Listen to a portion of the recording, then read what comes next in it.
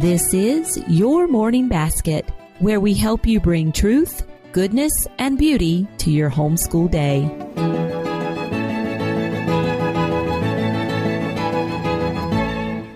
Hi, everyone, and welcome to episode 38 of the Your Morning Basket podcast. I'm Pam Barnhill, your host, and I'm so happy that you are joining me here today. Well, one of the questions we often get at Your Morning Basket is, what does morning time look like with older kids? So often we get the picture in our head of kind of a circle time situation where we have a lot of little kids around us. But can morning time actually transfer to kids who are out of the elementary school years? And you know what? It can. Today's guest is Kim Devers, and this mom of many is now doing morning time with only 2 kids, and both of them are middle school age. And so she's come on the podcast today to talk to us about what that looks like in her home and how morning time has changed some over the years. It was a fun conversation, and I think you're going to enjoy it. We'll get on with it right after this word from our sponsor. This episode of the podcast is brought to you by MereMotherhood.com. It was back in the 1980s when Cindy Rollins, then a new mom in search of the best ways to teach her young son, first heard about homeschooling. 30 years and 9 children later, Cindy has become a popular blogger, podcaster, and award-winning teacher, a journey that she has documented in her memoir, Mere Motherhood, Morning Times, Nursery Rhymes, and My Journey Towards Sanctification, published by the Circe Institute. Mere Motherhood is the story of boyhood shenanigans, cross-country moves, and all the heartbreaks and joys that accompany motherhood. Head over to MereMotherhood.com to learn why Sarah Mackenzie calls this a book that is written with grace and humility, packed with insight and perspective only a thoughtful, experienced homeschooling mama can give. The kind of book you'll borrow from a friend and never want to give back. And I'll tell you, you're not getting my copy. This was one of my absolute favorite reads of the past year. I was so inspired by Cindy's work. So use the code PAM when you check out to save 10% on your purchase. And don't forget to look up Cindy's Charlotte Mason themed podcast, The Mason Jar, wherever you get your podcasts. You can find it all at MereMotherhood.com. And now, on with the podcast.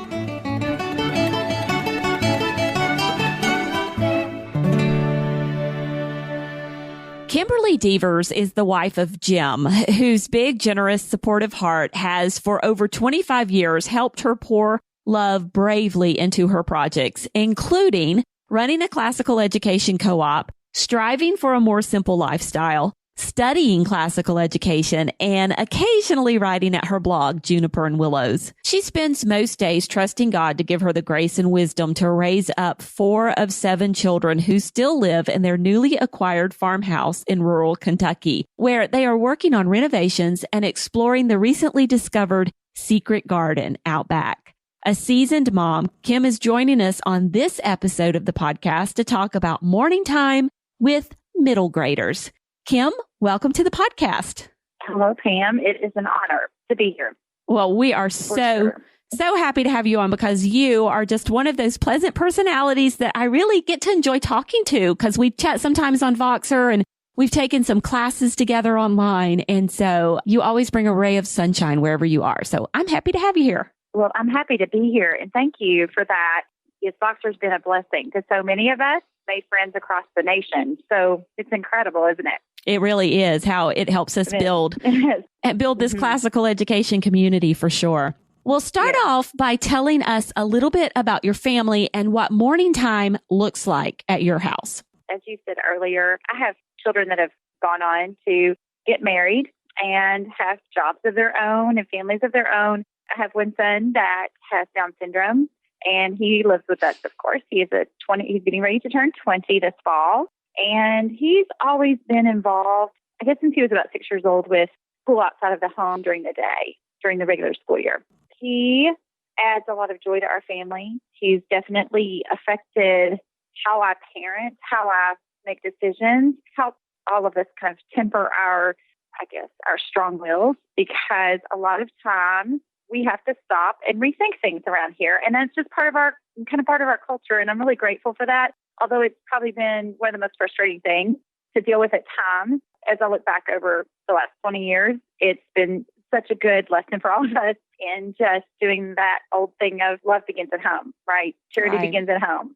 So there's that element that goes into just about everything that I choose to do with the children. I try to put the heart first, every choice that I make. And so I think that has probably been the biggest driving force with our choices to homeschool.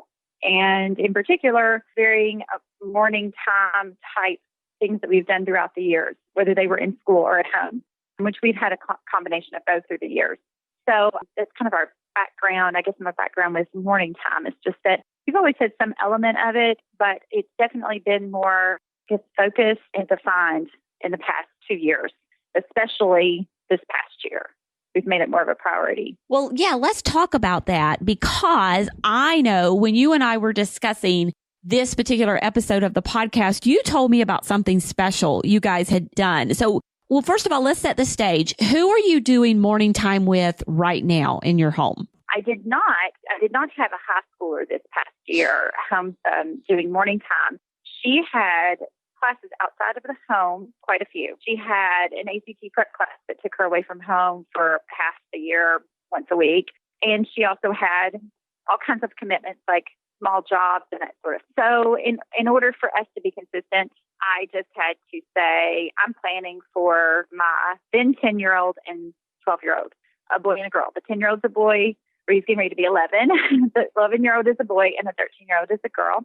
And I decided just to plan everything around them. We have, for the past year, our co-op was using a program called CCM, which is a program that covers 8 different memory pegs, if you will, sort of like CC, only it incorporates the Catholic faith in the choices that they make. And it, rolls around rotates on the 4-year basis. And last year, we did Alpha year in that. So during co-op, which went from September through May for us, we were using materials that supported that for a lot of our other subjects. We were using, for instance, in history, it was the ancient years. And so the literature that we picked to do at home went along with those things. So when we came to the end of co-op, which I led, which was quite a job, we were in charge of hiring people for the first time, figuring out what would happen if someone was absent, one of the tutors, and it was just a lot for me, a lot of responsibility. So a lot of the time, we didn't finish every single thing that I wanted to do, especially the reading part.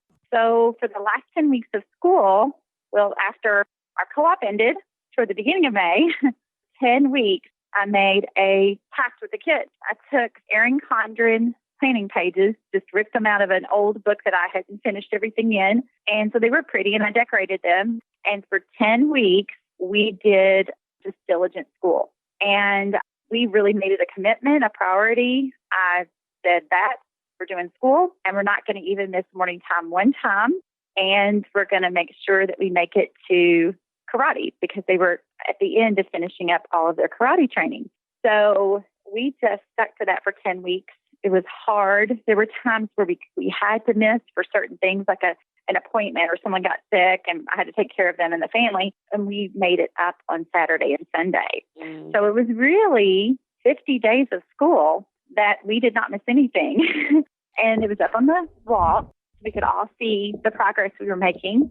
And it was just a lovely experience. It was really, we grew quite a bit. We realized we could do it. Isn't that huge to realize that you can do it? If you set your mind to it and make it a priority, to realize that you can. Yes. And it's so much, I had mentioned karate. It's so much like a sport where you push yourself beyond what you think you could possibly do. And then you go, wow, we did that. There's that feeling of I can do these things. And it wasn't perfect. There were times where, and we've talked about this some on your Facebook page. New people will sometimes say, but my kids throw down a fit in the middle of the liturgy part where we're doing a prayer. That doesn't play all the way. I don't know ever if it ever does all the way. But what happens is that over time with consistency, especially with kids towards the middle school age and then middle school age, they really start to enjoy the rhythm of it, even if they think that they don't. They love that rhythm of knowing where they're going next, where the next step is. And it's just the next page that you're turning to do together or separately or in court or, altering between person and person. So they really enjoy that comfort of knowing what's next and what's expected, even if they rebel. So it's worth every minute of that. We had rewards every Friday. We would have a reward. They were many M-I-N-I rewards, like popcorn in a movie and sleeping downstairs, which they love to do. My husband thinks they're nuts for wanting to sleep on the floor, but that's what they want to do is camp out. And so we would do those kind of rewards on Fridays. And then at the end of the first 5 weeks, we did a larger reward. I think it was we went maybe to visit somebody, one of our relatives, cousins or something, or had somebody over to spend the night or something. And then at the end of the 10 weeks, we had a field trip scheduled. So they got to go somewhere, which wound up being more of a vacation than a field trip, which was beautiful. It just worked out that way. We got to breathe a real sigh of relief knowing those books were closed. We were done for the summer. We got to those things that we did not finish or I just couldn't work in during the regular, quote unquote, hubbub of the school year.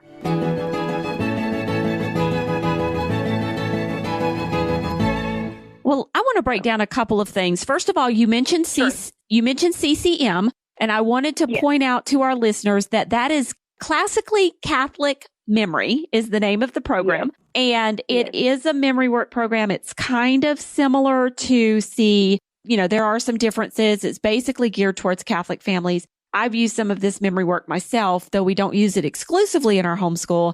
And so if you're a Catholic family and you're looking at, some kind of program to use, and you can even find co-ops like Kim's around the country that do this kind of memory work in a co-op setting. So I did want to put the name of that out there because I know we've got some women who are frantically searching for a pen going, what was that thing she was talking about? I want to write that down. Now, you've hinted at some of the fruits of this I love the fact that you gave yourself a 50-day challenge.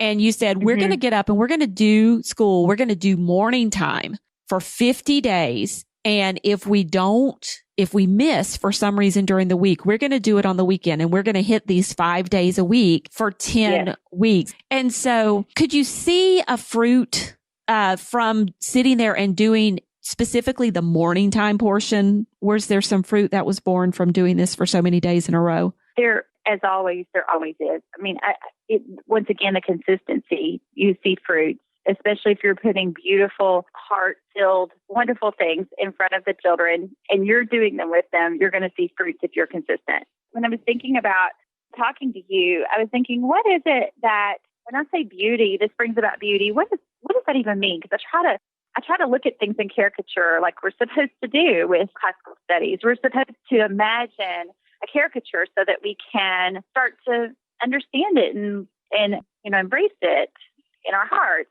So I started thinking, well, what does it mean, the beauty that I'm talking about with morning time and just liturgical practices in the home? And I think that I wrote down this. It establishes patterns and thoughts and rhythms to hold on to throughout the moment of the days. And I wrote the word musical down and the words music of the spheres. When we are, and this is not every single moment of morning time by any means. There are some kind of ugly moments that we have to work through, like I mentioned before. But when we're being consistent with prayer life, whether it's me by myself or with a group or a family with certain types of prayers, like night prayers, we start to, I believe, develop patterns, especially in the memory work. I noticed that we started to almost, it seemed like, and this is the caricature I have in my mind right now that I've tried to embrace in my heart. It's as if we're drawing figure eights with our minds, almost like we're skating or doing some type of rhythmic dance, a gentle dance when we're doing memory work as a group in the morning, if we're consistent. Because what happened, I noticed this with, we did the speech of Patrick Henry for our Great Words, which is part of the CCM program for this past year. And it is long, and it is not a poem. It's a speech. And at first I was thinking, this feels like drudgery. making us do this every day because it took at first 3 minutes or something to do it, 2 minutes long. It was a lot of talking. But at the end of 10 weeks, 50 days of repeating the speech of Patrick Henry, it's excerpts from Give Me Liberty or Give Me Death, 75. Okay, when we got to the end of the 50 days, we had such a cadence and a rhythm that it was musical. And I thought, oh, that's like the music of the spheres, or we can hear the celestial choirs of the angels in our souls from memorizing some beautiful inspirational words. And that's what the beauty is of it. So it's almost like, it's as if the sacramental life, which we can experience at church, in church communities, of course, in marriage and baptism and the rituals like that, but we can also experience sacramental life by this type of liturgy in the home, not to replace, for certain, what we do at church, but to enhance and to bring home what we get at church and just to bring that ladder to heaven home so that we understand that that is something that we ought to aspire to climb every day, whether we're 10 years old or 47. So that community, that communal recitation and work that we did, sacrifice that we did, was beautiful because of the things I just described, the music of the spheres. I understand, oh, that's what people were writing about back in the day.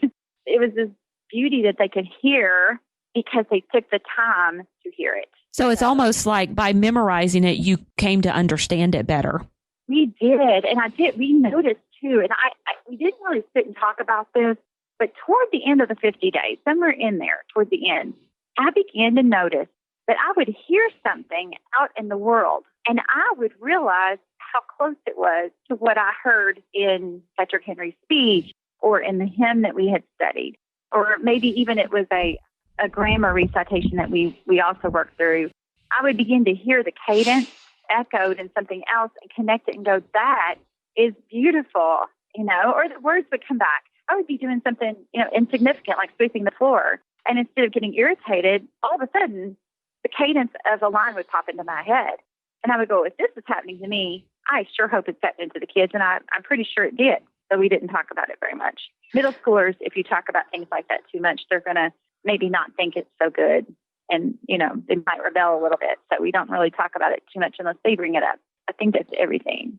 Well, let's get into that kind of some of those aspects of doing morning time that are very specific to those middle school grades, because you brought up a little piece of it there. So let's start with one of the big elephants in the room is that teens and tweens sometimes have a reputation for being hard to get out of bed in the morning.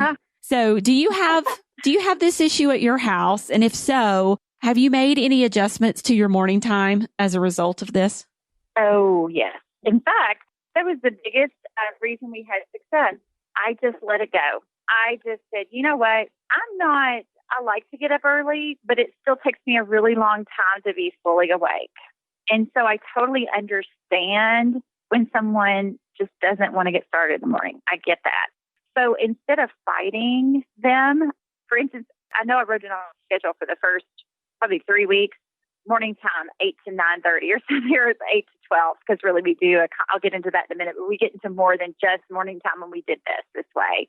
But I would write that diligently, 8 to noon or whatever. We typically started, if we were really on the ball, we would start at 10:30. If we were on normal days, though, it was closer to noon, which sounds insane. I know it sounds crazy, but it just worked better. We were awake.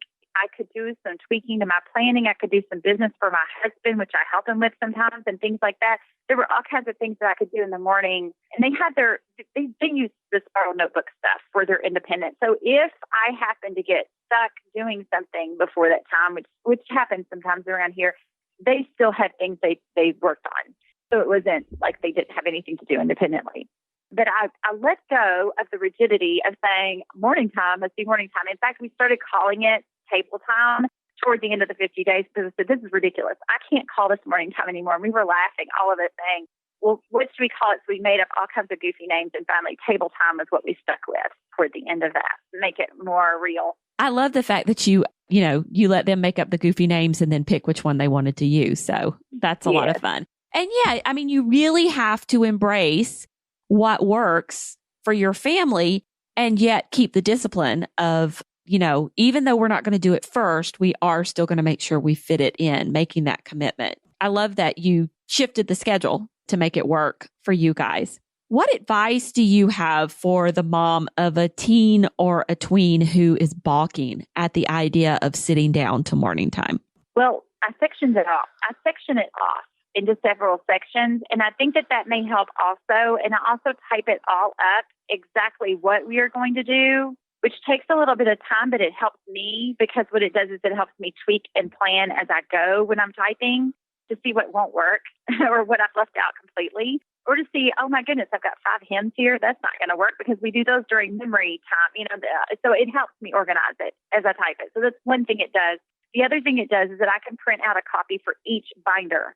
And it is very important at that age. I think it's very important at that age for them to hold their own binder and be responsible for turning that page. Because sometimes if there is a really bad attitude going on, you can simply say, turn the page, instead of going through a long litany of what they ought to be doing, So I think that there's sort of a professional to have a binder in your hand. It's more real that you're doing this thing. So you've got that object there, you say turn the page, or turn to the memory section, or turn to the review section for today. So you have a command over it a little bit, maybe. That helps a lot, I think.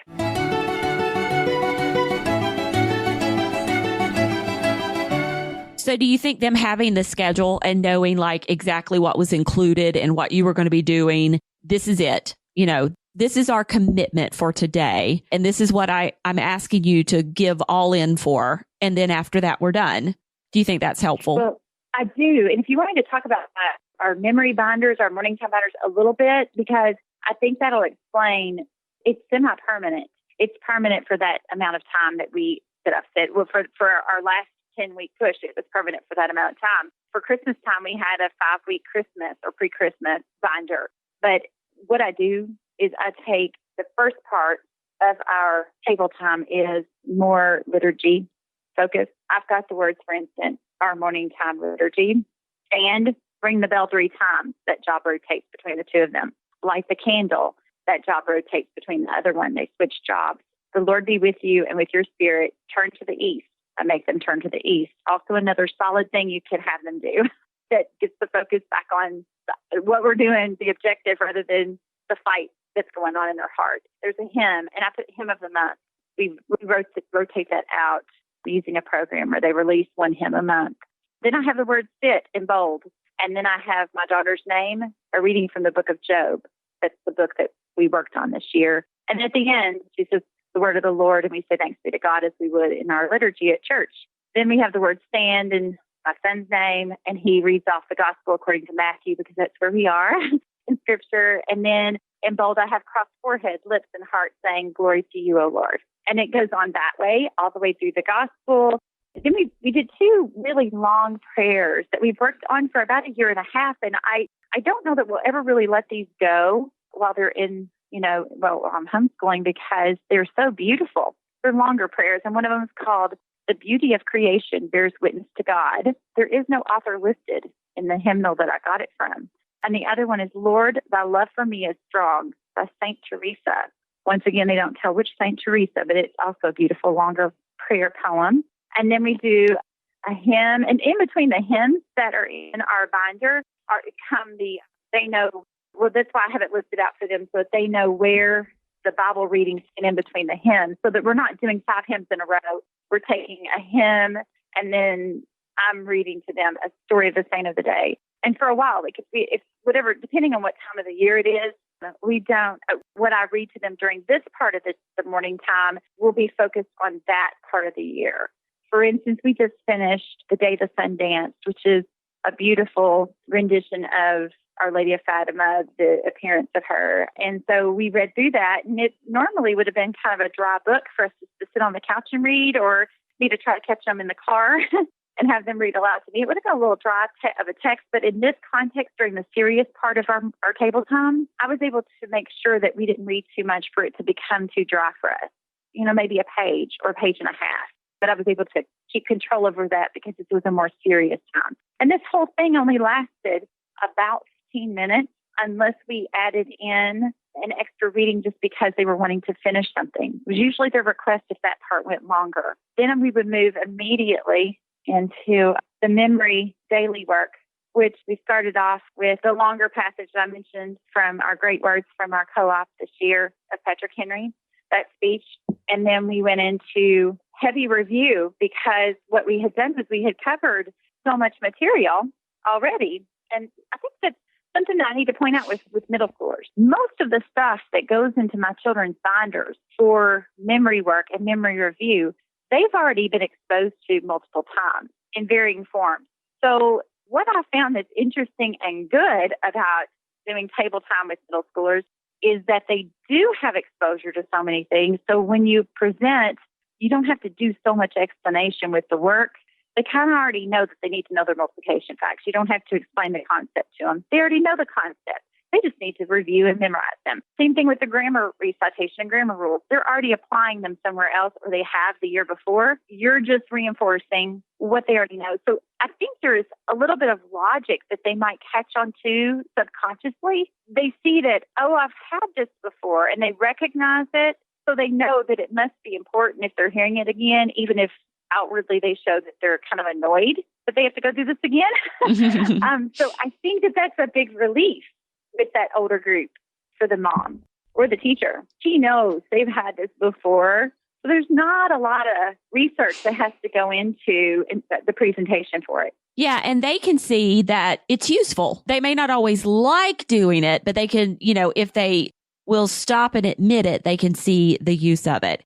So I wanted to touch on a couple of points that you were talking about here. So first of all, you have really set up this mini liturgy in your home. This is the pattern of morning time that we follow. And I really want to point out to some people who are listening, maybe even people with younger kids, just because they like listening to all of the podcast. And so they don't have older kids yet. They have younger kids. We really want to point out this is for older kids. This is what a little more serious kind of start to the morning time can look like in a house where there aren't toddlers running around. Right. All of the children are older.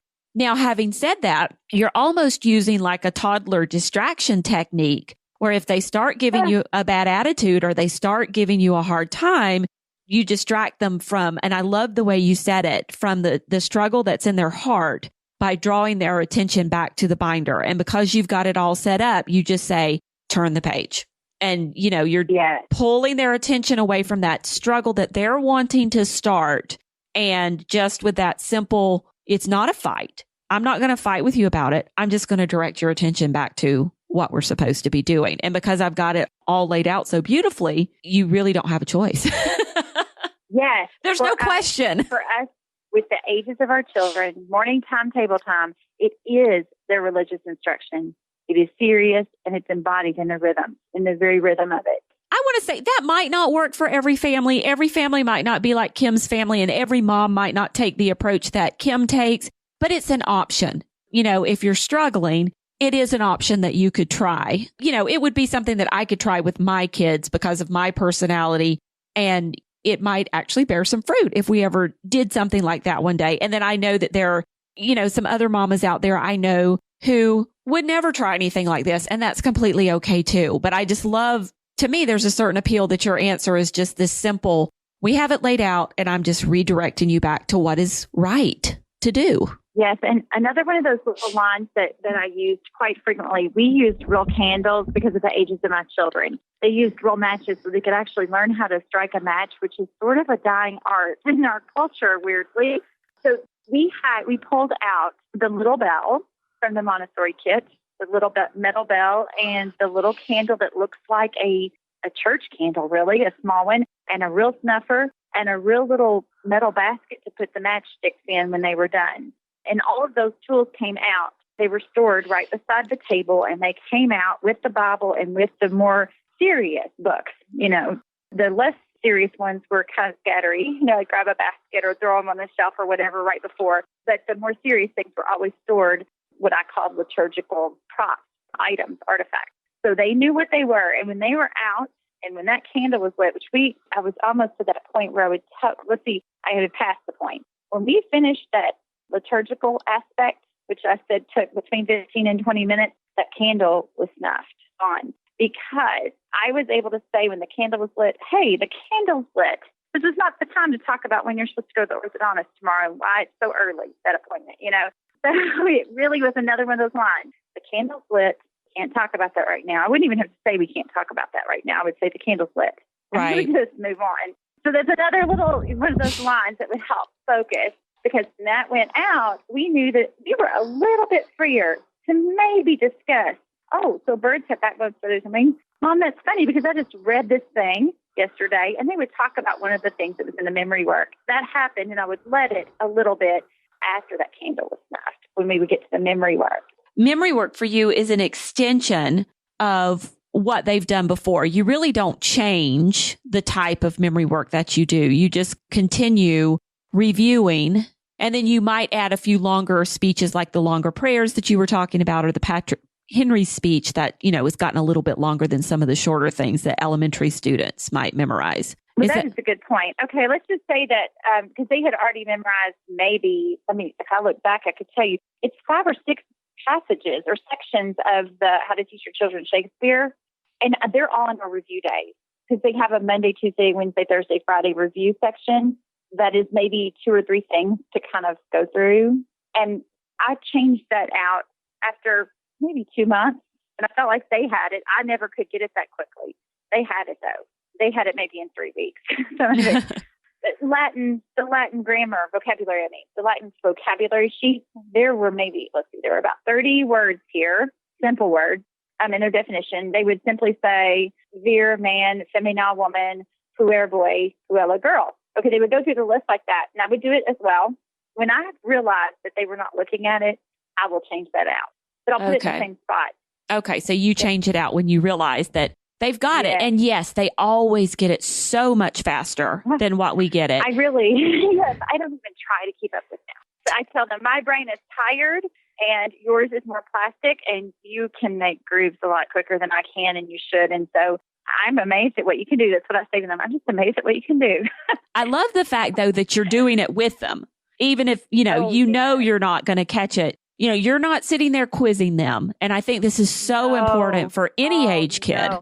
Oh, especially that age kid. That age is very important to approach them where they are and to love them where they are. And it's so, we all say, okay, well, you love your kids, Kim, so that's easy for you to say. But I did teach kids that were not my kids this year, but I call them my kids, and they're not my kids. But I taught at our co-op, and I wound up teaching 7th and 8th graders, and oh my goodness, they're so smart. For one thing, that age group is so smart, and they love things. They love people. And so if you can meet them where their loves are, then it's just an explosion of goodness that comes out of that. And I'm not exaggerating. It can be a really good experience for the teacher and the mom. So I just urge people to definitely don't go at middle schoolers with a quizzing type approach. It's so hard not to. You've kind of hinted at some of this, but I want to ask you this question. We talk about how morning time is an important, the 4th R of morning time is relationship. And those middle school years can be so crucial to strengthening and maintaining strong relationships with our kids. So do you think morning time plays a role in your ability to do that at your house? It does. It does. Our relationships have definitely gotten closer. And there are things that you share. I've heard a lot of people talk about this, how, when you read together, those characters become part of your family. And that is true. We all know that when we've read to our kids. We understand that and get that. But I'm also thinking that the experiences we have with our everyday grind and our everyday joys, you can't escape that during table time.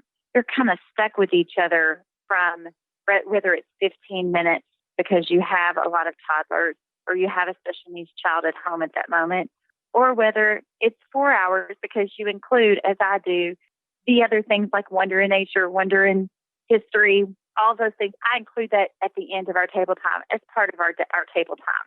So ours goes on between 2.5 and 4 hours, depending on what we can handle that day, what I can do that day, what I can deal with that day because of the age of my children.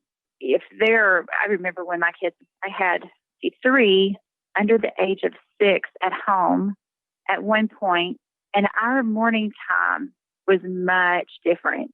I would occasionally get out the special, they call them, the special liturgical things. And occasionally I would light a candle and I would put it up on a shelf. But we didn't do that normally. It sometimes consisted of me reading from a religious book, kids' book to them. And then, saying a quick prayer, holding hands, or maybe singing a song, maybe putting a video in after that and singing together. It just has to do with the heart. Once again, we're your heart, if you can find your kid's heart. It's all about connecting with their hearts, where their heart is. Even if that is video games, if they're not your kids and you're just coming into this as a school teacher, or if your kids were in public school and now they're not. So I've done that. I've actually had that, I've done that twice. You have to give yourself grace and space, and you have to do that for your children as well, especially that one that is going, well, what is this? This is weird. What are you doing? I used to just get up and get online and do my schoolwork for you. And now you're wanting me to do what? Trying to meet them with what they love and trying to start out really small if you're starting from scratch with this, especially with middle schoolers and older. Because I have a daughter, like I said, that's in high school as well. And she loves it when we include her. And we always include, would welcome her. We loved it when she came, but she just wasn't always able to be there consistently. And so it wasn't always possible. But when she was there, she seemed to really enjoy it because she saw that we were enjoying ourselves. That we were the kids were kind of, I don't want to say proud, but they wanted to show her what we were doing. Mm.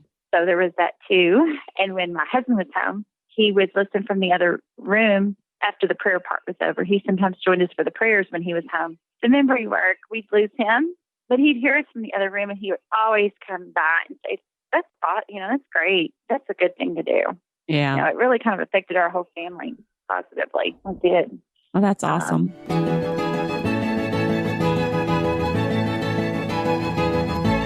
We've talked a little bit about the roles that your kids play in morning time, but they are especially that even past the first 15-minute, what you were calling the liturgical portion, then into the memory work, they've got their own binders.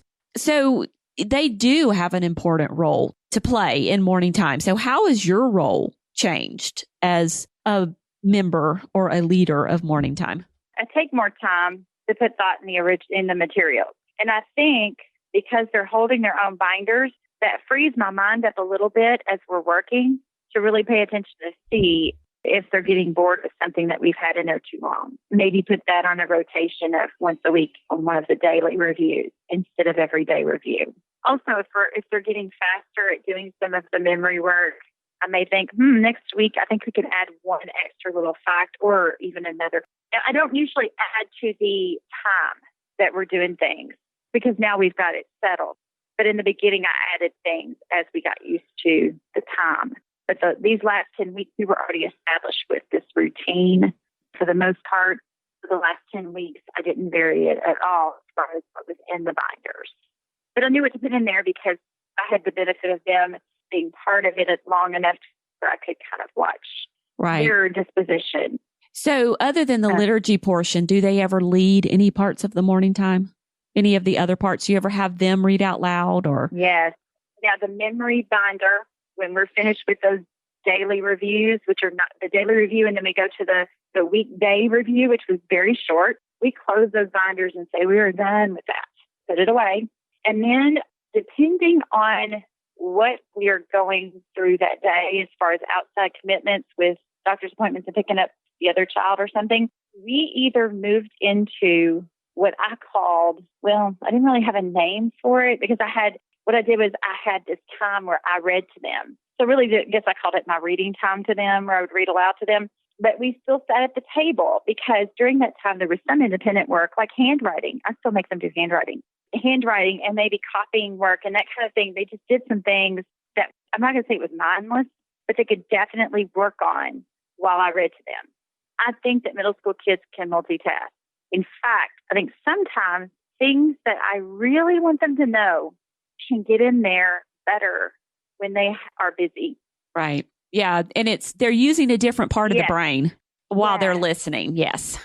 I categorize the different types of, I guess, literature based on what, like the 7 liberal arts, basically. So what I did was I called it Wonder in Space, Wonder in Time, Wonder in Nature and Memory, Wonder in Math, Wonder in Math. And what I did was I took the material that I found to be very beautiful that I wanted to make sure that my children heard and were experienced, really. And I listed those out and I rotated those back and forth. Can you give me an example? Yeah, give me an example of something that you read. Of course. Okay, so for Wonder in Space, we used Universe in My Hand and we used H.A. Ray's Stars, but we rotated those around to where we weren't reading about the stars every single day. So I would work that in, and then we worked our way through the Norse myths, the Dillier's book, which I know they would have thought that would have gotten lost had we not had time to do that, and I didn't have a label for it, like a category for it, and it wasn't written out. Just those stories. We finished that this past year. Lilac Fairy Tales. We finally made it through that. Also during this time. Oh, and then how I included them with these things is that if I had too many books in a category, especially at the beginning of the 10 weeks, I was going, I don't want all this on my plate because it's too much. And I'll let them choose, especially the history text. The history classics, the literature. I just laid out 5 choices per kid and said, pick 2 of those. And that's what they did. And so they sort of owned it. And even if it wasn't their favorite book, they knew that they had chosen it. And then we did the bird study notebooking pages, and we used Lynn Seddon's Nature Journal, which we did not use as often as I wanted to. That's my goal for this coming year, that we're going to nature journal more. Exploring Nature with Children. I wanted to say the name of it, so we are sure to link it in the show notes. And what I did was I let them pick the bird, any of them. I would just go in front of them and say, okay, pick one, before I started reading something else. And they picked one, and then they were responsible for looking up 4 facts, writing it out, and coloring the page. It had to have color on it. I didn't care what material they used, but they had to put color on that page on that bird. That kept them busy while I read other things that had nothing to do with birds, what I read to them. And then we did raised math every single day, no matter what. We would just pick up where we left off the day before. I guess the only other thing that we did that was not necessarily in that morning time was ever so often, and I did this when I felt like we needed it. So it was maybe once every 10 days, 6 days, something like that at school.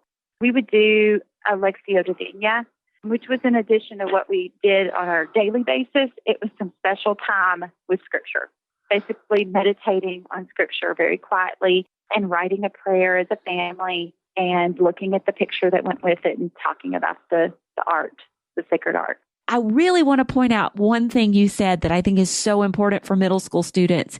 You're letting them make choices about what you're doing. Oh, yes. It takes some prayer and discernment and wisdom. You have to ask for wisdom from God for that. I don't believe that there's very many people that just have a talent of being able to steer the ship and let people make choices, because it doesn't even sound like it goes together.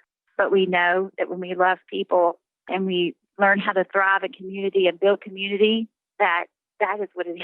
That's the key to it. It's that there is a leader. That leader steers the ship, but that leader also gives people their freedom. And it is just grace from God that does that. Kim, thank you so much for coming on today and talking about doing morning time with what can be, just a pleasant, joyful age, but what can be a challenging age too. I really appreciate you doing that. Well, thank you. I've enjoyed this so much, and I've enjoyed going back through the year too. That was really good. And there you have it. Now, if you would like links to the books and resources that Kim and I talked about today on the podcast, you can find them on the show notes for this episode of Your Morning Basket.